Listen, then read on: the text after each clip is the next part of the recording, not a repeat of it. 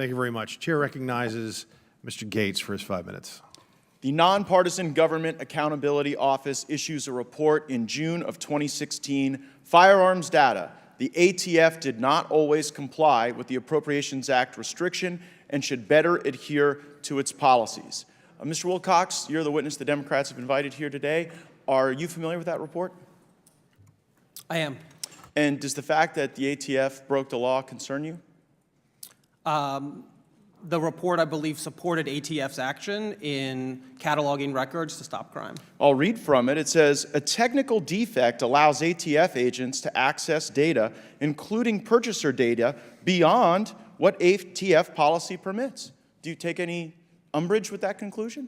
ATF has been collecting out-of-business records pursuant to a law signed by Ronald Reagan, and President Trump digitized more records than any other president. I don't care who did it. I'm just worried about the impact on my citizens. And I would acknowledge there may be Republican presidents who didn't do enough in the 80s to protect our gun rights. But on this finding, the ATF had to delete 252 million records, didn't they?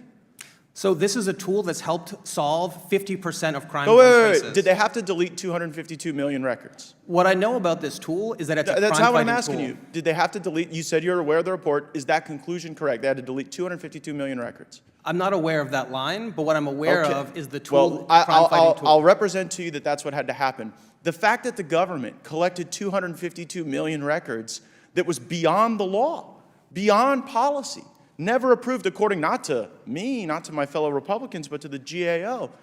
Should that be concerning to us, that scope of records being collected?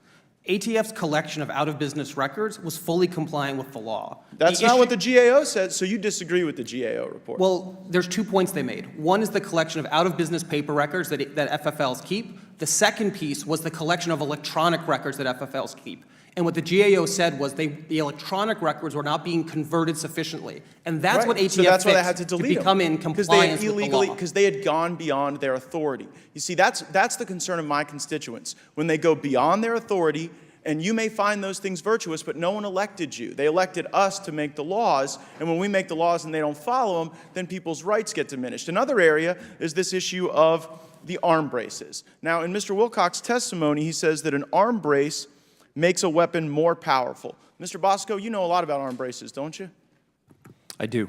Do arm braces make firearms more powerful? They do not. They do not.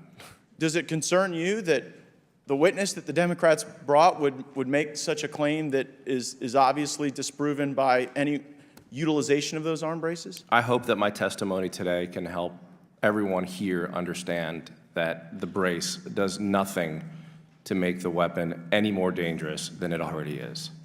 And so when you've got the ATF going beyond their authority, collecting 252 million records that they have to destroy, well, that can just be explained because they're doing their best. But when Americans get inadvertently converted to felons because the ATF has exceeded their authority, there is no such grace for them, is there, Ms. Swear?